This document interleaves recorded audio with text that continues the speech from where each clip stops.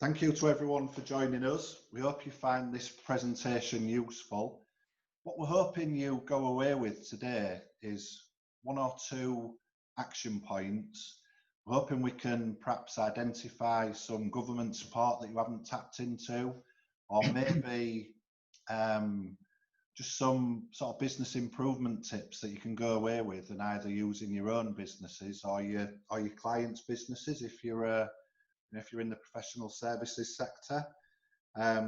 Start off with the introduction. So I'm Andy Steele. I'm one of the directors at 360. I help my clients grow the businesses.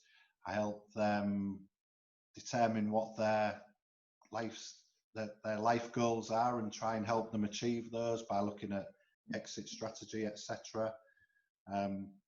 Let's be honest, last 3 months, most of it's just been spent getting my head around all of the various government support initiatives that are out there and just making sure that all of the appropriate clients get to know about them. Sean, do you want to introduce yourself? Yeah, good afternoon everyone. Sean Maloney from 360. I'm also one of the directors of 360. I've been with the firm 7 years. 7 years up in 2 weeks' time, in fact. Yeah, it is, yeah. Wow. Although my accountancy career has spanned since 1990, when I didn't quite make the plane for the Italian 90 World Cup squad, decided to become an accountant. I've been enjoying the role ever since. Enjoyment, that's enjoyment. Yeah. Interesting fact about me, I started my first job in accountancy the day after Germany knocked England out of Italia 90, which was on a Sunday night. Didn't get a lot of work done on my first day, I've got to be honest. And then we've got Chloe. Say hello, Chloe. Hi, everyone. Chloe's our marketing guru. So she's going to be keeping an eye out for any questions that you raise during the presentation, and also trying to make sure that me and Sean stick to the agenda and the time frames. We'll definitely finish at 5 o'clock, so there's no danger of us overrunning. Hopefully you can all see the agenda. So we've done the introductions. We're then going to spend 15 minutes talking about the main government support initiatives that have been released over the course of the last few months. Well, then me and Sean are then going to bounce some ideas around about how some of our more entrepreneurial clients and ourselves are surviving, but with a nod towards thriving once things return to normal.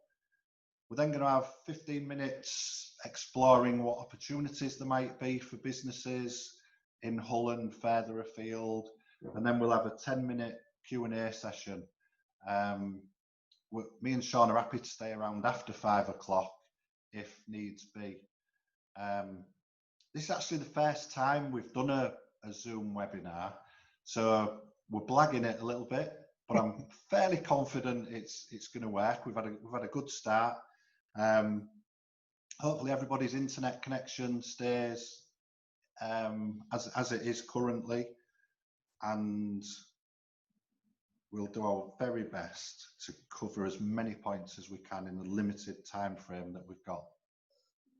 So we're going to start with the government support that has been announced in the last 3-4 months. We've picked out 15 key areas. We've only got 15 minutes, so we've basically got a minute on each one. Sean's going to talk about the first 3, which are all around loan funding. So Sean, off you go. Thanks, Andy. Yeah, I guess when this all hit, the first kind of government backed loans that came out were the Corona Business Interruption Loan Schemes, or CBILS are the most commonly known. And I think it felt a little bit like Fawlty Towers when everything was kicking off. I know for us in terms of providing the information that was required, and I know even for lenders, because of the nature of the announcements and how the support was being delivered, I think it was just a suck it and see it for a lot of people. The Corona Business Interruption Loans started off with two schemes. First, we had the large scheme, which was for companies over £45 million worth of turnover who could access £200 million of funding. And then you've got the small C bills, which were anything below £45 million worth of turnover with an access of 5 million. And in terms of providing information, there was generally accounts and then forecasts and things like that to show really it's about viability and can you survive after. And then when that was found to be not working really, probably because of the amount of applications and the amount of support that was needed to do those, out came the bounce back loans. Just a reminder, it's 25% of the turnover with a maximum of 50k, which led to a lot of easier applications, a lot of process direct to your bank. I mean, I say easy applications. It was from the user point. I'm not sure. I know we've got a couple of attendees from banks. I'm not sure how the back end was, but from the front end, saying look, it's a lot easier. And so I think that's seen a massive uptake, particularly because of the nature of the security. The C bills are up to 250k are all backed by the government. After that was 80% and no PGs, and then obviously with the bounce backs that was 100% backed by the government. So which has seen a massive uptake. And then the Future Fund. The Future Fund was really aimed at startups. It's more of equity funding, whereas the government-backed loans to start off with, whereas as it said there were loan schemes. And the Future Fund looks at converting loans. It's almost like having Her Majesty's government as part of your shareholders, really. So it'll be interesting. I'm not sure of the take up on that, but that was one of the things done to try and identify some gaps. The interest-free redundancy payments loan. We've mentioned this a few times in our COVID support sections. This is for viable businesses who can't really afford to fund the redundancy payments if they unfortunately have to make staff redundant or reduce staff. It's quite a good fund really to access because it's interest free and you can virtually set your own repayment terms. But it does mean that any businesses that are having to make the unfortunate decision of making redundancies have some support to fund it without necessarily closing the doors and throwing it on the government's shoulders. Andy, to you. Thanks, Sean. Just to add to that, we've seen a lot of clients going for 249,000 Sybil's loans, haven't we, for obvious reasons? Yeah. And I've also seen a lot of clients who are applying for the bounce back and Sybil's loans just in case, just in case there's a downturn in the future, just in case there's some projects that they need funding for in the future when perhaps funding's a little bit more difficult to get hold of.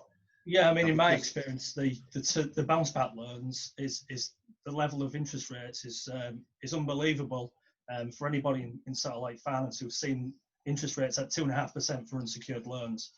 So I know people are taking advantage of that to look at future projects, definitely. Yeah, it's 2.5% after the initial interest-free period, isn't it? Yeah, it is. So I guess a lot of businesses are borrowing the money, sticking it in a deposit account and just waiting to see if they need it. And if they don't, there's the option to repay the full amount on the anniversary of the loan, penalty-free. Right. So onto the 10k, 25k grants. This was one of the first initiatives that were announced probably back in March. 10k grants, not loans, grants, so non-repayable grants for businesses in business premises with a rateable value of less than 15k. So generally, if the premises are less than 15k, the rates are reduced down to 0 because of the small business rates relief. So they're not paying any rates, but they are in the rate system. You had to apply on the relevant local authority's website for the 10k grants. East Riding Council were actually one of the first to get their website up and running. Hull City Council took a bit longer, but they're both working really well now. And I think most businesses that are entitled to the 10k have got them, other than perhaps those that were moving premises at around the time of lockdown and they haven't had a a valuation office around yet, so they're perhaps not quite into the rates regime yet. They're having a few problems. 25k grants, they're for businesses with bigger premises, so rateable value of between 15 and 51 that are in the hospitality, retail or leisure sectors. Obviously, they had to close at the start of lockdown, so their turnover has generally been hit harder than most other business sectors. Again, you apply for those through the local council portals. Then, as a few months after they announced the 25k grants, the government found some more money. So they've now brought in discretionary grants, which are again applied from the local authority. The local authority has the discretion, clues in the name, as to which businesses get these and also how much they are entitled to get. But basically, any business with less than 50 employees that didn't qualify for the first round of grants but have business premises, then they've been invited to apply for discretionary grants. Hull City Council were actually one of the first councils to launch these, so they sort of got their act together second time round. I suppose really it's aimed at businesses in serviced accommodation where the rates are included in the rent, market traders, bed and breakfasts because they get council tax bills rather than rates bills. And we know that it takes about half an hour to apply for these grants. You have to upload accounts, pay slips, evidence that you're incurring premises costs, etc. And the money, certainly with Hull City Council, normally hits a couple of weeks later. Next lot of grants that... Sorry, Andy. Yeah. Ken from Horty Lions Charity. Yeah. That they received a 10k grant and rates are 0. So that's good. So that was, I'm guessing that was a discretionary grant. But the discretionary, yeah, one of the sectors that the discretionary grants were aimed at were charities that perhaps missed out the first time round. They've been very keen to help charities and organisations that have been using volunteers to look after the needy during the crisis. Humble Ep have got a load of grant funding. Initially they had some grants to help businesses who needed to buy IT equipment for their team to work from home. That money ran out fairly quickly. What they've got now is their Grow My SME scheme have got grants of up to 5k to help businesses engage in consultants such as accountants, HR, legal, etc., to help them get their business ready to return post-coronavirus. Then they've got some bigger grants for the businesses that are looking to grow despite everything that's happening at the moment, and they maybe need to look at growth strategy, exit strategy, etc. And I know some of our clients have tapped into that to work alongside ourselves to look at more strategic areas. Next, Sean's going to talk about the business rates holiday. Yeah, as for the advent of the 10 and 25k grants, one of the other measures that was being put in place is the 2021 rates business holiday, especially for businesses that are over £51,000 worth of rateable value, which should be automatic, no rates. If you know of anybody who's had a rates bill in that sort of area, then they need to contact the respective council, as it should be an automatic holiday. Obviously, that with those businesses not receiving the 10 or 25k grants, this is seen as their relief for coronavirus is the stopping of all rates. With that sort of rateable value, the actual holiday and the actual grant will be in excess of the 25k that people can get. Particularly valuable in sort of bigger hospitality arenas, although they don't get the added advantage of the money's being up front. It's more of a cash saving going forward than it is an immediate influx of cash. I know, I've had we filled in a lot of questions about that sort of difference between getting a rates holiday and getting the grants. I think that's probably the most prevalent question that I've answered is, why can't I have a grant and a rates holiday? And the honest answer is, well, you can't, because you're seen as getting that rates holiday. That is your grant. You can't have both. I wish I could tell them different, but I'm afraid I can't. That's where it is. Okay, thank you. Next, job retention scheme, also known as the furlough scheme, probably the most talked about assistance that's out there at the moment. I think there's 8 million people currently either furloughed or has been furloughed. So I think the scale of it has probably caught the government out, and this is probably the most expensive of the assistance measures that they've introduced. But basically, from the 1st of March to 31st of July, the government will pay 80% of furloughed workers' wages, up to a maximum of 2,500. They'll also make a contribution towards their employers' NI and pensions. It only applies to employees that were employed 19th of March or after. So some employees that joined at the very start of lockdown have missed out, or some employers have. They closed it to new entrants on the 30th of June. I think they realised it was perhaps escalating out of control a little bit. And then 1st of July, they introduced flexible furlough, which allows you to bring back furloughed employees on a part-time basis.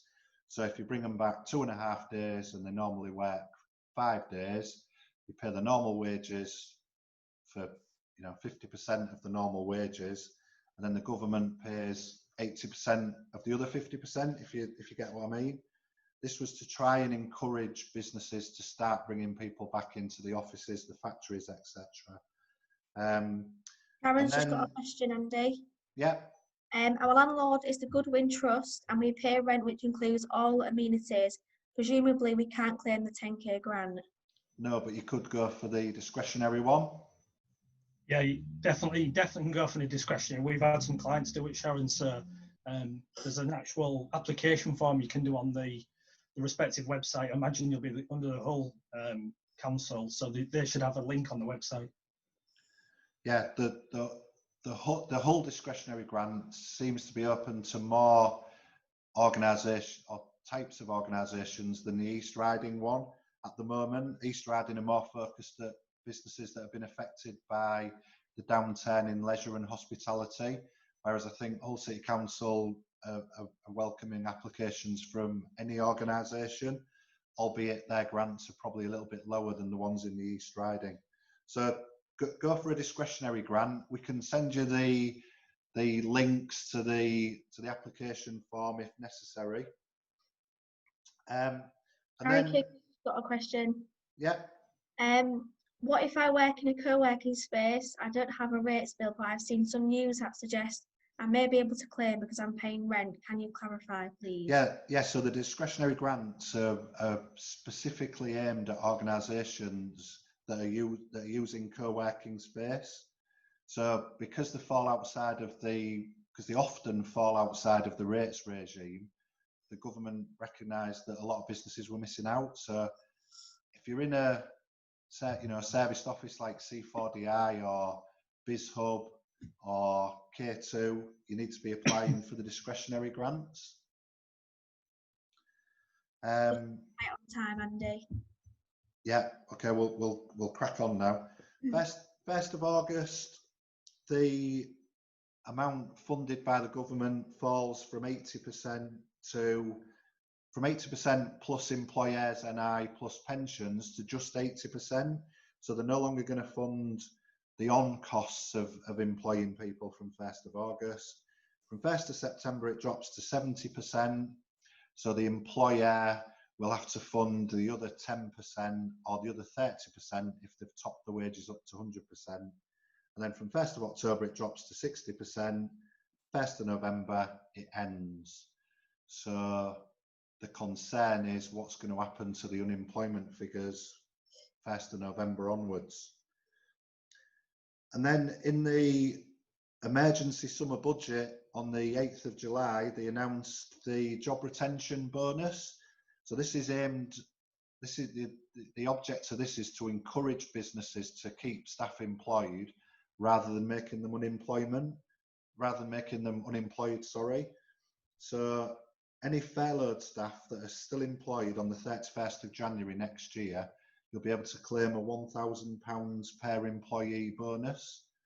So the likes of the Italian restaurant that Rishi Sunak was at last week that had furloughed 2,000 staff, they're going to be getting a £2 million bonus next year if they're all still employed.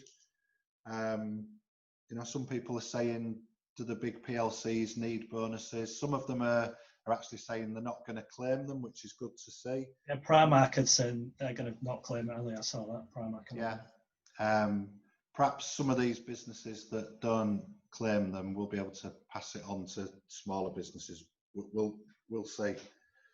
Over to Sean with the self-employed income support scheme. Yeah, so I guess after the advent of the job retention scheme, came the self-employment income support scheme, which follows people's self-assessment returns, and you had to have everything filed for 1819 because the data was based on the last 3 returns,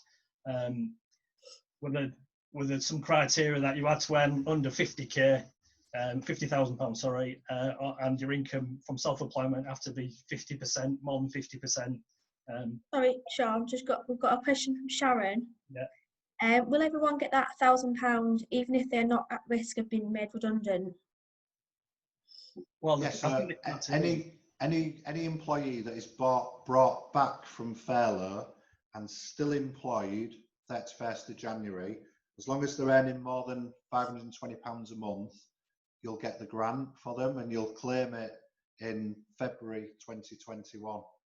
So HMRC will just double check that every person you've claimed for is still on your real-time information payroll submission the previous month. Yeah, that's correct. So for the self-employment scheme, there's a maximum of £2,500 per month, which was based on 80% as the job retention scheme is of your average profits. And the first tranche was from March, April, and May, and I think the last day to actually apply for that is tomorrow, I believe. But what's happened is there's a second tranche that's come out, which you can apply from the 17th of August, which is to cover June, July, August, but that's only 70% of your average income. All of these measures are being calculated by the government, so you don't have to work it out, but you do have to apply via the HMRC links, and they will generally tell you if you're in or out. But you do have a right to appeal if anybody's been knocked back for one of these grants and they're not sure why. You can actually appeal the decision. I don't think a lot of people know that, but you can. I know people that have been successful to overturn the decision. And the main thing on the scheme is that if you've been turned down for the first tranche, don't necessarily you'll be turned down for the second. Bizarrely, what you've got to do is, even though it covers June to August, you've got to say that you've been affected from the 17th of July onwards for you to be eligible. But that's dealt directly by HMRC, and it goes direct into the person's bank. Sean, just to clarify, the deadline for applying for grant number 1 was midnight on Monday. Oh, sorry. Yeah. So grant number 2 application start in August. Yeah, 17th of August to start. 10 seconds on SSP rebate. SSP rebate, if you've been affected, one of your staff's been affected by coronavirus and you've had to pay them SSP, then that's now reclaimable. Previously it wouldn't have been, but now it is. Go. Time to pay taxes. So government allowed any businesses with a VAT payment due between 20th of March and 30th of June to defer it until April 2021. A lot of businesses took advantage of that. You also don't have to pay self-assessment second payment on account, which would normally be due on the 31st of July, i.e. 2 weeks' time. You don't have to pay that until January 2021 if you can't afford to pay it now as a result of coronavirus. We've also been really flexible with pay-as-you-earn and corporation tax deferments. Normally you have to jump through all sorts of hoops. Now all they're really doing is asking you to confirm when you will be able to pay it, and then they're asking you to set up direct debits as well for obvious reasons. Kickstart Scheme, this is another measure that was introduced in last week's emergency budget. Basically, anybody creating a new job for somebody that is at risk of long-term unemployment, we think that means they're currently on universal credit, then the government will pay up to £6,500 of their wages and a share of the overheads associated with employing a new member of the team. They've got to be doing more than 25 hours a week, and there's a pot of £2 billion trying to encourage businesses to employ school leavers effectively, because they're worried that they're going to be at risk of long-term unemployment for obvious reasons. And then finally, 30 seconds on the VAT reduction, Sean.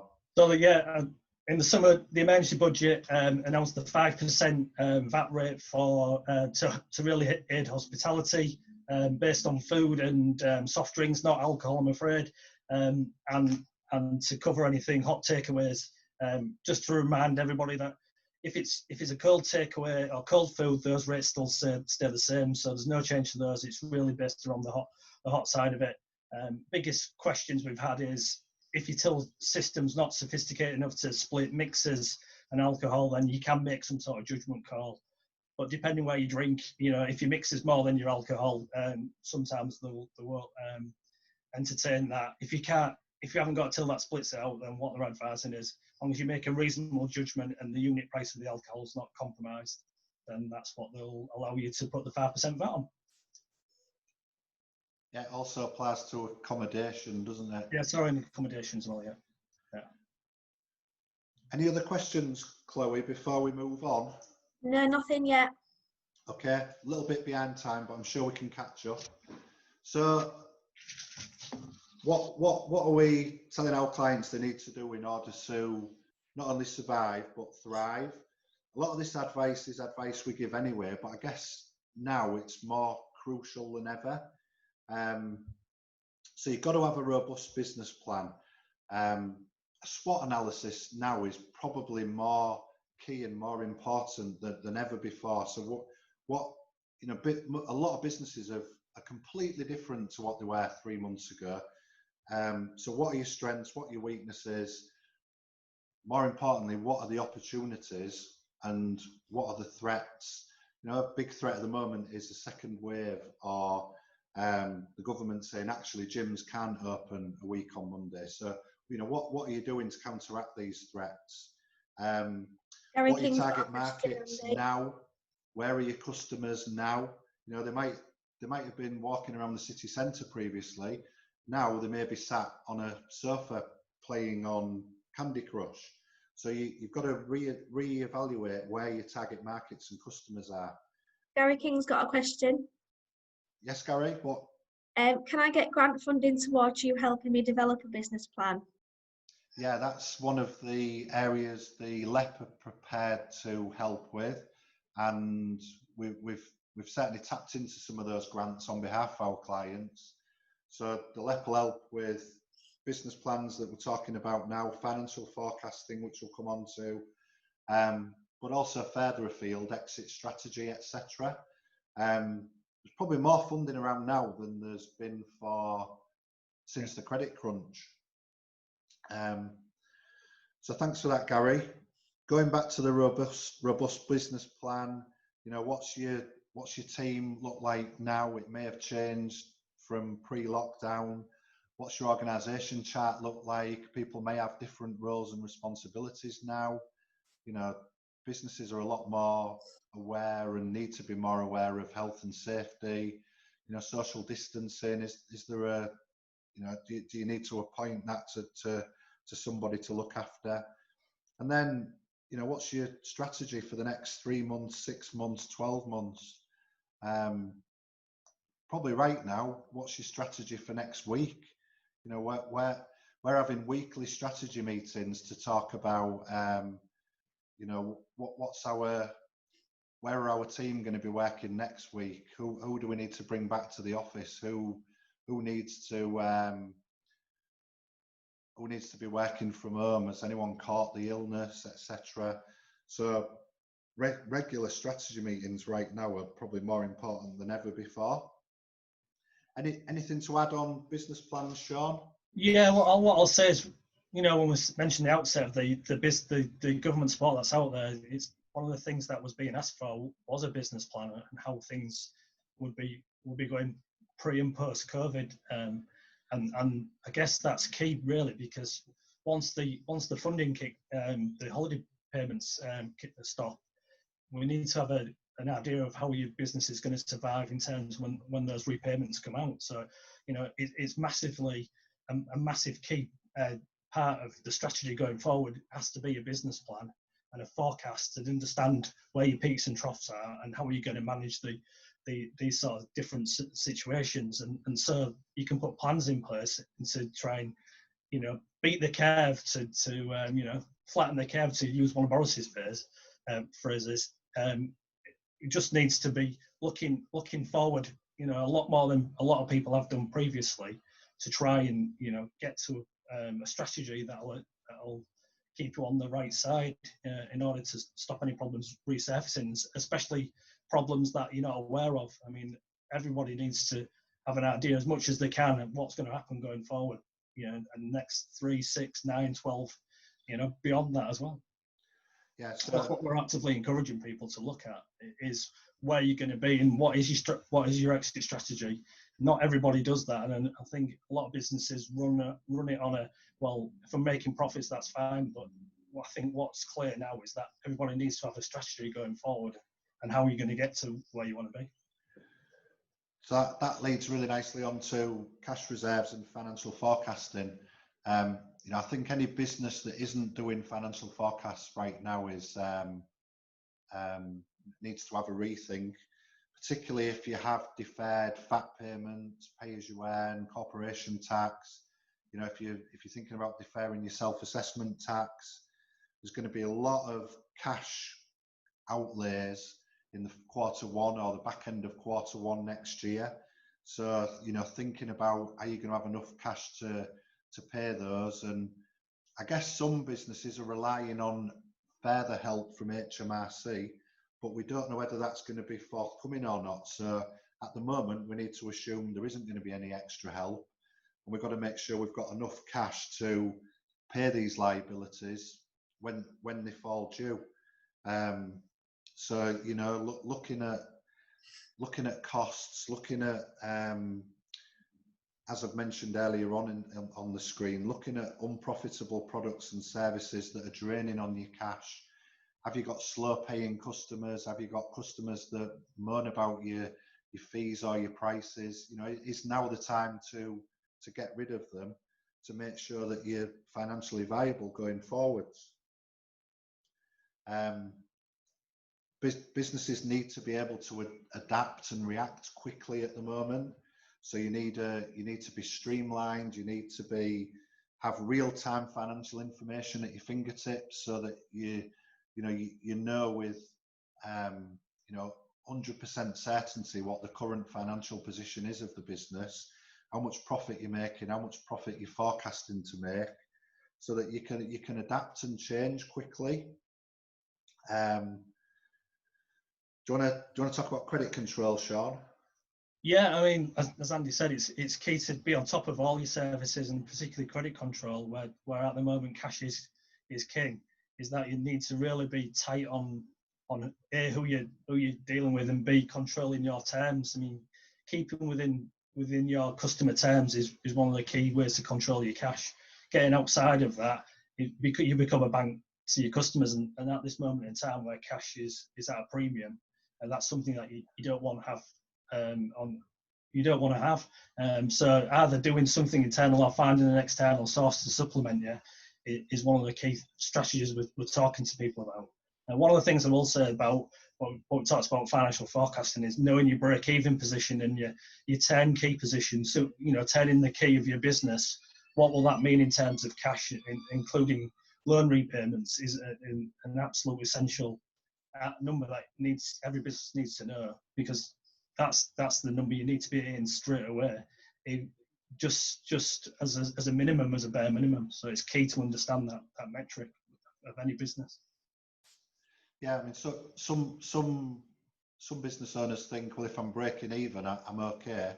Well, if you've got to service debt repayments out of that break even, then you're eventually going to run out of cash, aren't you? So break even isn't good enough for many businesses. If it's not good enough for any businesses that have got capital repayments to service. Absolutely, because you're not standing still, you're going backwards. So you've always got to be looking to move forwards, which is key to forecasting and getting a business strategy. If you ain't moving forwards, you're moving backwards. Yeah, and things to think about with regards to your credit control is setting credit limits for clients, regularly checking the credit ratings of key customers or customers that you've extended significant amounts of credit to.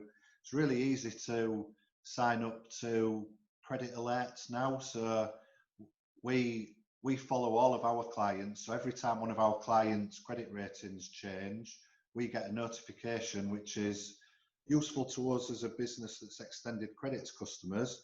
But we also tell our clients that the credit rating has changed, just so if it's gone up, then great. If it's gone down, then we explore why and just have a discussion about whether there's any issues that could create.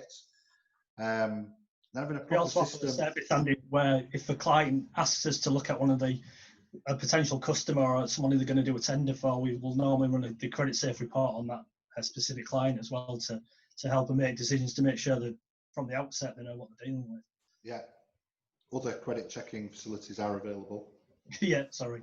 And then just making sure you've got a proper system in place for chasing debts, putting clients on hold, having the courage to put clients on hold, even though it could tarnish the relationship, because at the moment you've got to look after yourself rather than your clients sometimes. And also checking your T's and C's, making sure they're watertight, making sure there's no way your customers can wriggle out of paying you, etc. Making sure you have got T's and C's, that's a good start as well. Some businesses don't, so that's one of the keys. Is if you ain't got them, you better start looking now. Yeah, and then I suppose home working, a lot of businesses are saving money at the moment because people are working from home. They're starting to think, do we actually need offices? Do we need expensive bricks and mortar? If we're working from home, can we start employing people from further afield? Does it widen the pool? Do we no longer need to be restricted to people that live within a 30-minute drive of Hull city centre, etc.? So lots of opportunities to consider, which leads us nicely on to the final part of the presentation, other than the Q&As. I think right now a lot of consumers are sat on cash because many of them have been furloughed, earning 80 to 100% of what they normally earn, had nothing to spend the money on. They're getting holiday refunds from weekends away, sporting events, concerts, and they can't, until very recently, they were unable to go out and spend that cash at restaurants, bars, etc. So a lot of our clients have identified that, and they've sort of, particularly if they're selling to consumers, they've gone back to their mailing list. They're getting back in touch with these people. Remember this product you bought 6 months ago? Well, have you thought about upgrading to the latest product? Or, remember that photo shoot we did for you 2 years ago? You didn't buy the video, you only bought the photos. Do you want to buy the video? Just thinking about how you can convince these bored, cash-rich people to spend money with you for the first time, or to spend more money with you than they have done previously. What I've also found is that there are some consumers who are looking for a deal, so don't be afraid to offer somebody a deal to bring them in and then turn him into a long-term customer, because people are looking for deals with a surplus of cash. You know, people have got their eye on getting what they perceive as a bargain. Yeah, and you know, a lot of commentators think there's going to be a little spending boom once things return to normal. Whether that'll continue after the 31st of October, time will tell. But if there's a real window of opportunity now to convince consumers to spend money with your business, whether it be a restaurant, a bar, a shop, an online shop, you know, sit down and think about how you can convince them to spend money with you.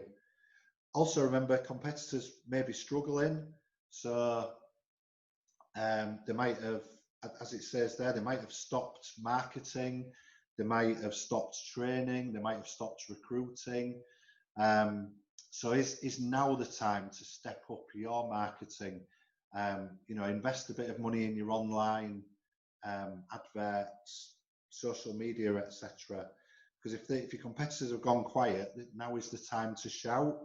And if your competitors have stopped training the staff, then make sure yours are trained, because when things return to normal, if your team are better trained than the competitors' team, you're going to be able to take advantage of that. There's also some opportunities in the labour market with people being out there that have got some key skills that are available now, probably for the first time. There's a lot of people going freelance, so can you use freelance work to complement your business, which gives you an ability to expand our contract. As we've highlighted in the grants, there's opportunities and fundings for you to look at getting in trainees, apprentices, 16 to 24-year-old, the grants that are available, the Kickstarter. So there's loads of incentives to try and complement your team if it's needed to push people forward and to grow. But better use of IT. You know, when we went into lockdown, and certainly all of our team had to start working from home, that was the first time we'd stress tested our IT systems properly. We knew people could work from home, but it was only ever 1 or 2 people. You know, we didn't have a clue what would happen if 30 people did it. So we found out, and some things stopped working, so we fixed them. But you know, we now know that we can work remotely, and we've got the IT systems in place to do that. We've started doing Zoom calls with clients, so we're not having to travel around the country. We're doing webinars instead of face-to-face seminars. We're looking at different software products to record our time rather than the old-fashioned one we've been using historically. So how can you better use IT in your business to enhance the customer experience, or to make your team more efficient and more profitable? Yeah, I think what we found is no better time to do a review of your processes now, and look at what you can adapt or add on onto your systems that you've got working, or in fact even consider making a change. You know, there's loads of things out there in terms of support. I mean, there are some grants, or there's some support out for consultancy of IT. So you need to be exploring the market and see what's out there, because there are some opportunities to be taken to either bolster or completely revamp your IT. Yeah. Interest rates are really low at the moment, particularly if you can tap into the bounce back or the Sybil's loans that Sean mentioned earlier. So now is a really good time to borrow money and invest in projects. You know, invest in that IT project you've been putting off, invest in that new software, you know, repair your restaurant, make it look nicer than it has done previously. Whatever that project might be, it's unlikely interest rates are going to go up at any point in the near future. They can't go any lower, I wouldn't have thought, but they're definitely not going to go up. So, you know, it is now a good time to borrow money and and get stuck into that project that you've been putting off because you've been too busy. Yeah, and then R&D. I mean, research and development is a massive even before COVID. It's massively underutilized HMRC support in terms of getting monies either to reduce your tax bills or to actually create cash. We've done a lot of work with a majority of our clients looking at opportunities that R&D brings. So I would encourage everybody to look at your business. It's not just people in a lab in white coats. And we found there's a whole myriad of industries that can get R&D claims, from coffee roasters to sports clubs. There's no pigeonhole that you should where R&D is. It's something that everybody should be looking at and exploring. So that's a massive advocate of that. A question from Craig Simpson. Yeah. With the Treasury's efforts all seemingly being spent on the pandemic, have you any thoughts and an opinion on the impact and implementation of the forthcoming plans in 2021 of IR35 legislation? Good question, Craig. Well, they delayed correct me if I'm wrong, Sean, but on the back of coronavirus, they delayed it until April 21. Yeah, that's correct. Yeah. Surely, if things haven't recovered by then, they'll delay it another 12 months. On the flip side, we're going to need every penny of tax possible next year and the year after and the 50 years after that.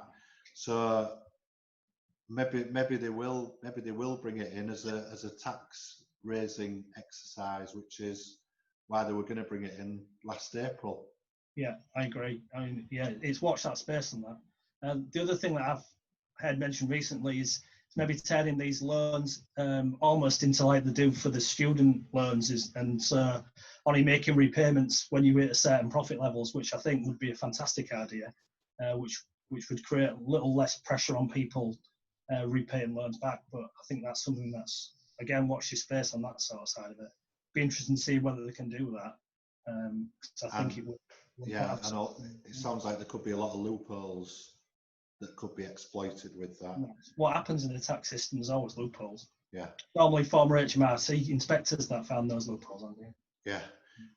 30 seconds on review all financial products, Sean, and then we'll go to Q&A. Yeah, all I'll say on that is that there are a lot of products out there. I mean, a lot of people are now looking at invoice financing and whether that's something that's appropriate to your business, or if they've got current facilities in place, is sense checking what rates you're paying and whether there are measures to reduce those rates. I know some people have used the bounce backs to look at changing their profile in terms of the interest rates and paying anything higher rate wise that they've got off.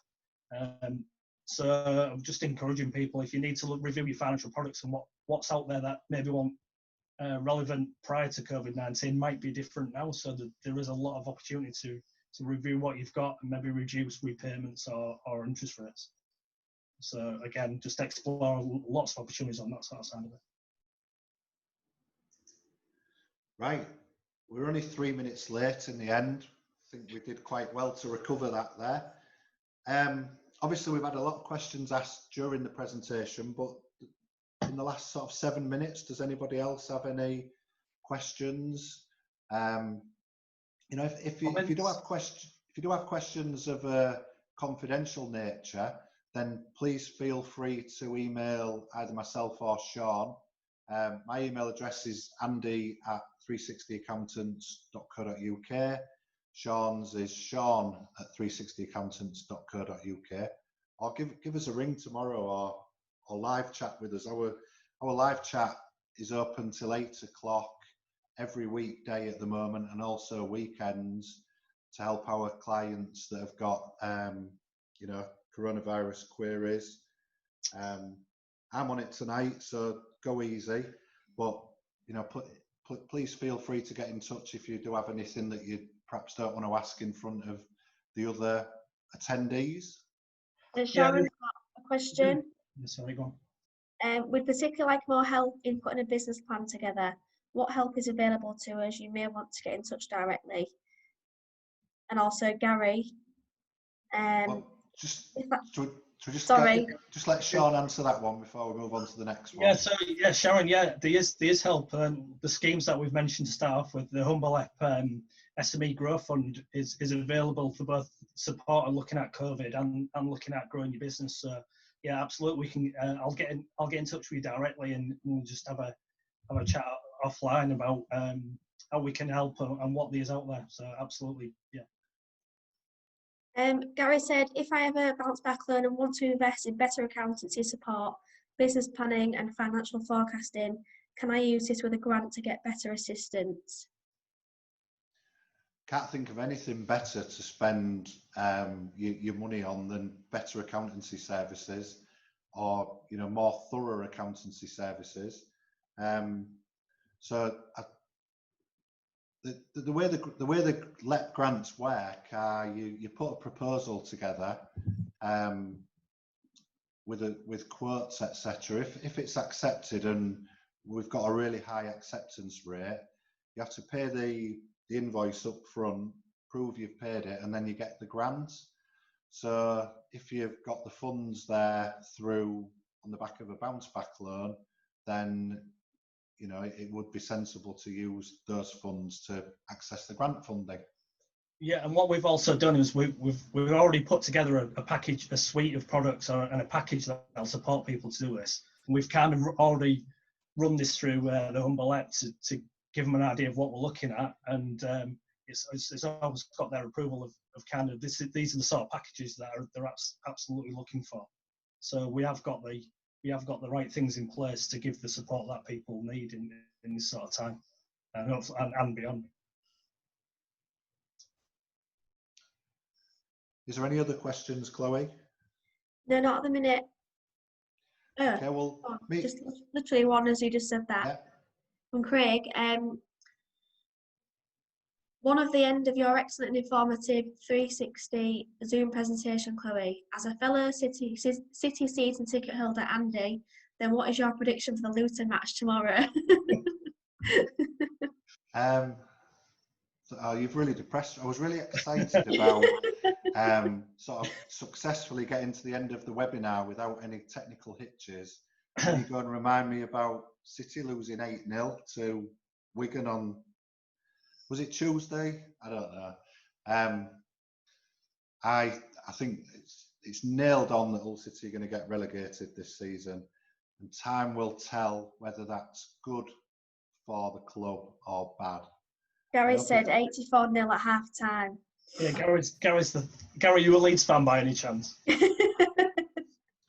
Is there any way we can? I've got an opposite opinion, Craig. I think I believe we can't get any worse than we did. So the only way is up. I've got Yaz and the plastic population going in my head. I reckon we're gonna beat Luton and then we're gonna beat then get a point at Cardiff. I believe we're gonna stay up. There you go. Is there any way we can ban Leeds fans in the future, Chloe, particularly if they do manage to spawn a promotion after 47 attempts or whatever it is? Gary has to shoot. That's a shame. No, thank you for coming, Thank you, Gary. So I think that brings us to the end. Thank you for attending, everybody. Me, Sean and Chloe will hang around for 10 minutes if anyone does want to sort of hang around and ask any final questions. We will be sending some feedback forms out. I know a couple of you had difficulty finding the login details, so I'd be interested to explore that. But please take a couple of minutes to fill in the feedback form. This is the first webinar we've done. You possibly won't be surprised to find out. So any constructive feedback would be really appreciated. Sharon said, thanks very much. The webinar has been very enjoyable and informative. Thank you very much. Thanks, Sharon. So with that, the three of us will bid you goodbye at 16:59. So we've actually managed to finish a minute early. But as I said, please feel free to hang around if you do have any other questions you want to ask after everyone else has disappeared. So Thanks everyone, and hopefully see you at the next one. Thank you, everyone. Thanks, everyone.